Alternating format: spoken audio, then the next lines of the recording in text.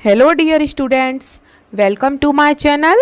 आप सभी को राधे राधे, जय श्री कृष्णा। बेटा, आज आपकी 8th ग्रेड अभ्यास पुस्तिका गणित कक्षा 6 की क्लास होने वाली है, क्लास नंबर 18, जिसमें मैं आपको पार्ट 6 का पार्ट 3 कराऊंगी।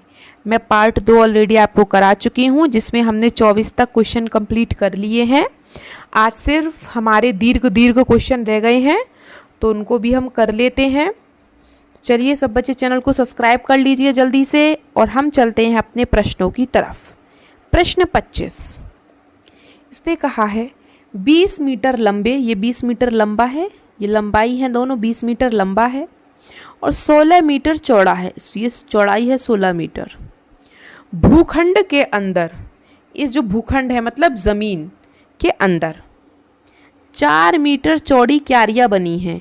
ये क्यारी बनी है, ये 4 मीटर क्यारी मतलब जैसे यहाँ पर पेड़ पौधे लगे हैं, ये पेड़ पौधे लगे हैं चारों तरफ, ठीक है। क्यारी छोड़कर शेष भूखंड का क्षेत्रफल, मतलब इस वाले का क्षेत्रफल बताना है, इस वाले का, ठीक है। तो एक बात बताओ बेटा आप मुझे, ये पूरा कितना है 20, तो ये पूरा कितना है, देखो इधर से 4 कम हो गया, इधर से 4 कम हो गया, तो मतलब 20 में से 8 गए 12, तो इसकी लंबाई कितनी हो गई 12, ठीक है। फिर ये कितना है 16, अब 16 में से इधर से 4 कम हो गए, इधर से 4 कम हो गए, तो ये लंबाई कितनी, चौड़ाई कितनी हो गई बेटा इसकी 8। क्यों, 4 और 4 8, 16 में से 8 गए तो 8, मतलब अगर इसकी लंबाई 20 है तो इसकी लंबाई 12 है, इसकी लंबाई चौड़ाई 16 है तो इसकी चौड़ाई 8 है। क्यों, दोनों तरफ से बेटा कम हो रही है ना लंबाई चौड़ाई, तो 8 8 कम हो गई, सिंपल सी बात है बस, ठीक है। तो बस हमें यही बताना है, आप चाहें तो सीधा सीधा कर सकते हैं। मैंने आपको बता दिया कि ये 12 है, ये 8 है, 12 8 96 इसका आंसर आ गया, क्योंकि हमें सिर्फ क्षेत्रफल बताना है और क्षेत्रफल में लंबाई और चौड़ाई की गुणा करते हैं। लेकिन फिर भी मैंने आपको समझाने के लिए यहाँ पे लिख दिया है, आप फिर भी यहाँ पे लिख लें, 12 लिख लें यहाँ पे और यहाँ पे 8 लिख लें, जिससे आपको आगे चल के याद रहे, ठीक है। देखिए पहले बड़े भूखंड की लंबाई, बड़ा वाला, उसकी लंबाई क्या है 20 मीटर और चौड़ाई 16 मीटर है, और हमारे आयत का क्षेत्रफल क्या होता है, लंबाई गुणा चौड़ाई। तो बड़े भूखंड का क्षेत्रफल क्या हो गया, बड़े वाले का 20 गुणा 16 मतलब 320 वर्ग मीटर। यह हमें निकालना नहीं है, लेकिन मैंने आपको समझाने के लिए लिख दिया है। फिर इसने बोला है क्यारी चारों ओर से 4 मीटर चौड़ी है, इधर से 4, इधर से 4, इधर से 4, इधर से 4, 4 मीटर चौड़ी है, ठीक है। तो क्यारी को छोड़कर शेष भूखंड की लंबाई बेटा क्या होगी 20 है। अब 4 इधर है, 4 इधर है, मतलब 8। अगर मैं 20 में से 8 घटा दूं तो कितना बचेगा अंदर की लंबाई 12। इसी प्रकार क्यारी को छोड़कर शेष भूखंड की चौड़ाई ये रही 16। अगर मैं इधर से 4 हटा दूं और इधर से 4 हटा दूं तो 8 हो गई, तो 16 में से 8 गए 8, ठीक है। तो अब हमें अंदर वाले का क्षेत्रफल निकालना है, तो क्यारी को छोड़कर शेष भूखंड का क्षेत्रफल मतलब 12 गुणा 8, 12 गुणा 8 मतलब 96 वर्ग मीटर। ये आपका आंसर है। अगर आप चाहें तो सिर्फ इतना भी कर सकते हैं, लेकिन ये मैंने आपको इसलिए बताया है जिससे आपको समझ में आ जाए। ये बड़े का क्षेत्रफल क्या हो गया 20 गुणा 16 मतलब 320, लेकिन छोटे का पूछा है अंदर का, अंदर का कैसे निकालेंगे हम, 20 में से ये 8 घटा दिया और 16 में से इधर से 8 घटा दिया, तो इधर बचा 12, इधर बचा 8, 12 8 96, सीधा सीधा आंसर आ रहा था। लेकिन मुझे समझाने के लिए आपको ये सब लिखना पड़ता है, ठीक है। हो गया सबका ये प्रश्न, आगे चलें। चलिए आगे चलते हैं प्रश्न 26 पर। एक आयताकार फर्श है, फर्श 30 सेंटीमीटर भुजा वाली 50 वर्गाकार टाइलों ने पूरी तरह ढक दिया है। इसमें क्या है बेटा, इसमें 50 टाइल लगी हैं वर्गाकार, ऐसी वर्गाकार इस तरीके से टाइल लगी हैं, कितनी 50, और एक टाइल की भुजा क्या है 30 सेंटीमीटर है, इसने ये बोला है। तो बेटा एक वर्गाकार टाइल की भुजा क्या दी है 30 सेंटीमीटर, तो पहले हम एक टाइल का क्षेत्रफल निकाल लें, फिर 50 टाइलों का क्षेत्रफल निकाल लेंगे, तो हमें पता ही चल जाएगी फर्श का क्षेत्रफल क्या है, ठीक है। तो एक वर्गाकार टाइल का क्षेत्रफल बेटा क्या होगा? टाइल का क्षेत्रफल, ये टाइल है, क्षेत्रफल ये 30 है, तो ये भी 30 है, ये भी 30 है, ये भी 30 है। तो टाइल का क्षेत्रफल क्या हो गया? 30 गुणा 30 मतलब भुजा गुणा भुजा, मतलब 900 वर्ग सेंटीमीटर। एक टाइल का क्षेत्रफल क्या है? 900 वर्ग सेंटीमीटर।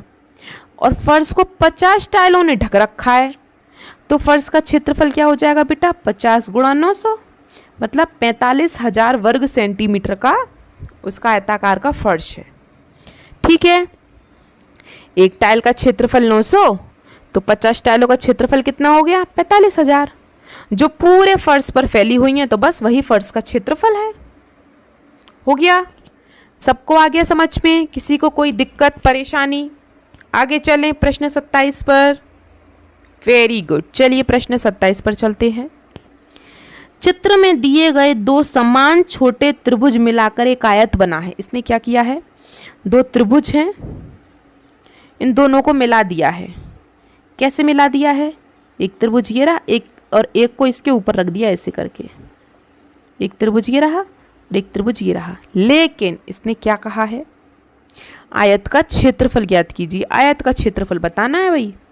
तो देखिए, ये क्या है? आधार। यह आधार होता है क्षेत्रफल, सॉरी मतलब ये जो नीचे की लाइन है ये क्या होती है? आधार। ये क्या होती है? लंबाई। और ये क्या होती है? कर्ण। याद रखेंगे, ये क्या होता है? कर्ण। ये क्या होता है? लंब। ये क्या होता है? नीचे वाला आधार। ठीक है, तो ये क्या हो गई? ये वाली यहाँ है, तो ये क्या लंबाई हो गई आयत की? चाहिए हो, तो बेटा ये क्या हो गई? आयत की लंबाई। और ऊपर ये ऊंचाई, मतलब ये क्या हो गई? चौड़ाई हो गई है। ठीक है, तो आयत की लंबाई क्या हो गई? 4 हो गई, चौड़ाई क्या हो गई? 3 हो गई। तो बस निकाल लो क्षेत्रफल। क्षेत्रफल में क्या होता है? गुणा। 4 तिया 12, 12 आ जाएगा आंसर। फिर भी देखो, आयत की लंबाई मतलब त्रिभुज का आधार मैंने आपके लिए लिख दिया है, कितना है? 4 सेंटीमीटर। फिर आयत की चौड़ाई क्या है बेटा? ये त्रिभुज की ऊंचाई जो है वही तो चौड़ाई होगी, मतलब 3 सेंटीमीटर। आयत का क्षेत्रफल क्या होता है? लंबाई गुणा चौड़ाई, मतलब 4 गुणा 3, 4 गुणा 3 अर्थात 4 तिया 12 वर्ग सेंटीमीटर।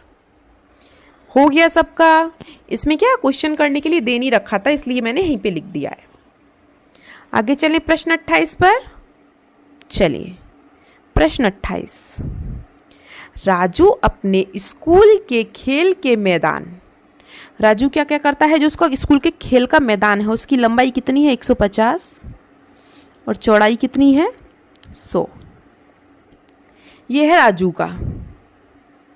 ठीक है, अब बात है वो दौड़ लगा रहा है चारों तरफ दौड़ लगा रहा है। सोहन अपने स्कूल के खेल के वर्गाकार, सोहन का स्कूल का खेल का मैदान कैसा है? सोहन उसका कैसा है? वर्गाकार। उसका कैसा है? वर्गाकार 120 मीटर। ठीक है भाई, मतलब चारों 120 हो गई इसकी। तो पूछ रहा है कि ज्ञात कीजिए राजू और सोहन में किसके द्वारा एक चक्कर में अधिक दूरी तय की गई। दोनों ने एक एक चक्कर लगाया, तो दूरी किसकी ज़्यादा है कैसे पता चलेगा? तो देखिए, परिमाप मतलब चारों तरफ का। पहले तो आप जोड़ लो, ये 150 है तो ये भी 150 होगा, इधर वाला भी।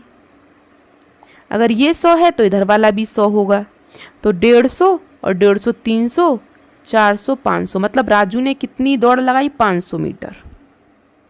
दूसरा, इस पे आ जाओ सोहन पे। ये 120 है तो ये भी 120 है, ये भी 120 है और नीचे भी 120 होगा, तो 120 120 120 120 कितने हो गए? 480। सादा है, सिंपल है बिल्कुल। कुछ परेशानी? तो किसने ज़्यादा दौड़ लगाई? राजू ने। बस यही पूछ रहा है क्वेश्चन में। मैंने बस इतना लंबा चौड़ा भाषण आपको समझाने के लिए लिखा है, ठीक है, वरना तरीका तो सिर्फ यही है जो मैंने अभी आपको बताया। तो जो राजू का स्कूल का मैदान था वो कैसा था? आयताकार।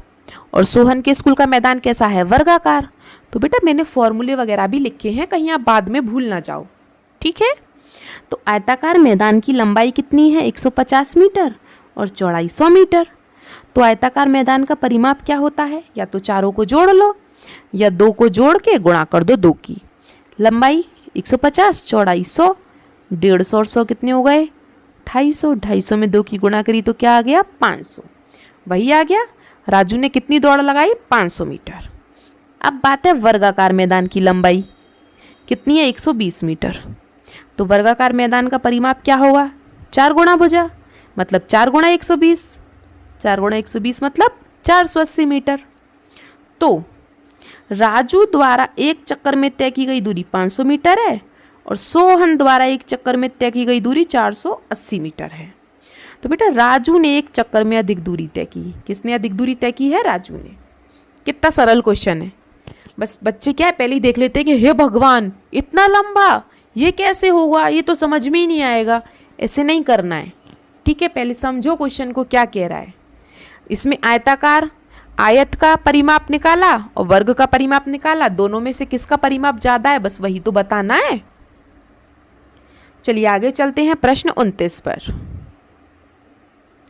दी गई आकृति 9 गुणा 6, ये 9 है लंबाई, ये भी 9 है लंबाई, ये 6 है तो ये वाली भी 6 है, मतलब ये क्या है आयत कि आयताकार कागज को काटकर बनाई गई है। यह आकृति क्या है इसे काट के बना दिया। कैसे काटी है देखो, इसे काट के तो यहाँ चिपका दिया है और इसे काट के यहाँ चिपका दिया है। और पूछ क्या रहा है अब क्षेत्रफल पूछ रहा है, मतलब जो क्षेत्रफल इसका होगा ना बेटा वही इसका होगा। क्यों? क्योंकि जगह तो बराबर घेर रहा है ना वो, या पहले उसने जगह ऐसे घेर रखी थी अब उसने जगह ऐसे घेर ली है काट के। बात तो वही है, कागज उतने ही है तो जगह उतनी ही घिरेगी जब कागज उतना ही है, तो चाहे उसको काट काट के कितनी भी जगह में घेर दो, ठीक है। तो इसका क्षेत्रफल क्या होगा कोई मुझे बताएगा। 9 गुणा 6 सिंपल, लंबाई गुणा चौड़ाई, 9 छिंग 54, 54 वर्ग सेंटीमीटर। आयताकार कागज का क्षेत्रफल क्या होता है लंबाई गुणा चौड़ाई, मतलब 9 गुणा 6 मतलब 54 वर्ग सेंटीमीटर। तो यह आकृति उसी आयताकार कागज को व्यवस्थित करके बनाई गई है, इसलिए आकृति का क्षेत्रफल मूल आयताकार कागज के क्षेत्रफल के बराबर ही होगा।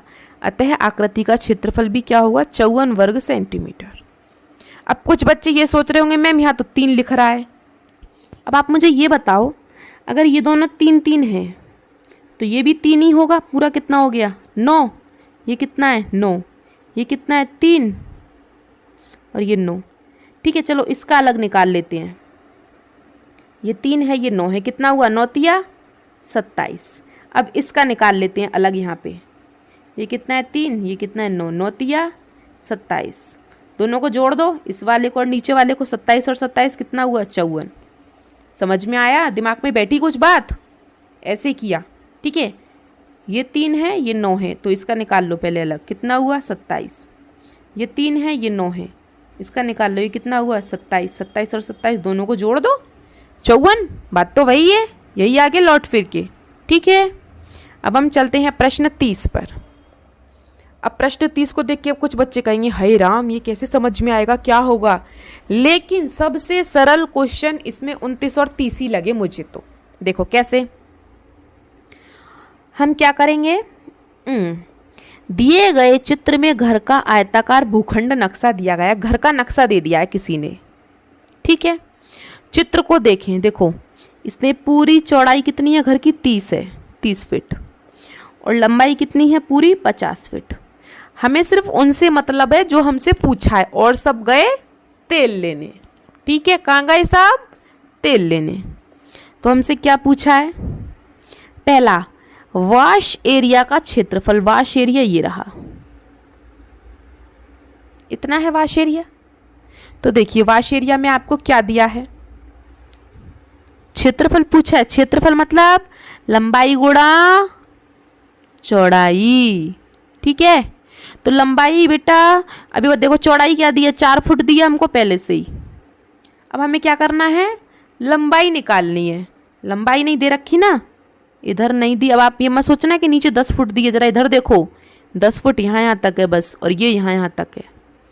तो हमें लंबाई निकालनी है। लंबाई कैसे निकालेंगे बेटा, देखो पूरी लंबाई कितनी है 30, इधर कितनी है 6, ये कितनी है 6, 6 इधर है 6 इधर है मतलब 12, कितने बचे? 18। मतलब बीच की लंबाई कितनी हो गई? 18। अगर पूरे की लंबाई 30 है और ये 12 हम इसमें से हटा दें तो यहाँ की लंबाई आ जाएगी। ये कितनी हो गई बेटा? 18। तो सब बच्चे पहले इसको 18 लिख लें यहाँ पे, जिससे कि आप भविष्य में भूलें ना। 18 लंबाई कितनी है? 18। चौड़ाई कितनी है? 4। अरे 4 इसने खुद ने दिए। 18 चौक 72। खत्म कहानी। वॉश एरिया का क्षेत्रफल आ गया। कितना आ गया? 72। मैं भी लिखवाऊंगी, मैं सिर्फ आपको समझा रही हूँ। ठीक है, पहला क्वेश्चन खत्म। दूसरा देखो अब। बेडरूम दूसरे का परिमाप याद करो। दूसरे वाले बेडरूम का परिमाप याद करना है। परिमाप मतलब चारों तरफ का। ठीक है भाई। अब इधर देखो जरा, ये है चौड़ाई। चौड़ाई कितनी दी है पता है किसी को? लंबाई ये रही 14 फीट दे रखी है, यहाँ से यहाँ तक ये दिया ना इसने। देखो ये रही, इसने बोला है खुद ने, यहाँ से यहाँ तक कितनी है? 14। मतलब कि ये कितनी हो गई? 14। अगर ये 14 है तो ये भी 14 है। लिख लो, फिर भूल जाओगे नहीं तो। ठीक है, ये तो हो गई 14। अब बात है चौड़ाई की। अब भाई चौड़ाई कितनी है ये वाली? हमें तो पता ही नहीं है। सोचो सोचो, अगर ये यहाँ से यहाँ तक 10 है और टोटल कितनी है? 30, तो ये भी 10 है और ये भी 10 है। तीनों 10 हो गई। कैसे? 10, 20, 30। अब कुछ बच्चे सोचेंगे मैम अगर ये 10 है तो आप इसे कम ले लो, इसे ज़्यादा ले लो। अरे आंखें की बटन, दोनों बेडरूम हैं और दोनों बराबर हैं। ठीक है, अगर ये 10 है बीच वाला तो हमारे पास टोटल कितनी है? 30। कितने बच्चे? 20। तो 10 इसके भी तो हैं और 10 इसके हैं। ठीक है, 10 ये 10 हो गई, ये 14 हो गई। लिख लें सब बच्चे, ये 10 है और ये 14 है। हमसे पूछा क्या है? परिमाप। या तो चारों तरफ का जोड़ लो या फॉर्मूला लगा लो। चारों तरफ को जोड़ के बता देती हूँ। 10 और 10 20, 20 और 40 और 4 48। 48 हो गए जोड़ के। लेकिन आप ऐसे भी कर सकते हैं, 2 गुणा लंबाई प्लस चौड़ाई, मतलब 10 प्लस 14। 2 गुणा कितने हो गए जोड़ के? 24। 24 दूनी 48। ये फॉर्मूला है ना, 2 गुणा लंबाई प्लस चौड़ाई आयत का परिमाप का। तो समझ में आ गया? याद रखें, यहाँ पे लिख लें, ये 10 है, ये 14 है, ये यहाँ 18 है। फिर नहीं तो आगे सोचते फिरोगे कि यार ये 18 कैसे आया, मैडम ने कैसे कराया, ये 14 कैसे आया। और इसका आंसर मैंने आपको यहाँ पे करवा दिया है। वाश एरिया का क्षेत्रफल मतलब आयत का क्षेत्रफल लंबाई गुणा चौड़ाई। क्या था? 18 गुणा 4 मतलब 72 फीट। फिर बेडरूम का परिमाप मतलब आयत का परिमाप, तो 2 गुणा लंबाई प्लस चौड़ाई। 2 गुणा लंबाई 14, चौड़ाई 10, 14 और 10 24, 24 दूनी 48। हो गया सबका? किसी को कोई दिक्कत परेशानी अगर होती है तो आप मुझसे कमेंट बॉक्स में पूछ सकते हैं। और जब तक आप फॉर्मूले याद नहीं करेंगे आप प्रश्नों को हल नहीं कर पाएंगे। और एक बात और, एक बार में किसी को भी प्रश्न हल नहीं हो सकता है, उसके लिए बेटा प्रैक्टिस जरूरी है। ठीक है, तो चलिए, आपको कोई परेशानी होती है तो आप मुझसे कमेंट बॉक्स में पूछ सकते हैं। और वीडियो को हाइप जरूर कर दें। मैं आपसे हर वीडियो में कहती हूँ, वीडियो को लाइक करें, अपने दोस्तों के साथ शेयर करें, सब्सक्राइब करें। मिलते हैं हम आपसे अगली क्लास में, तब तक के लिए आपका दिन शुभ हो। Have a nice day and thank you.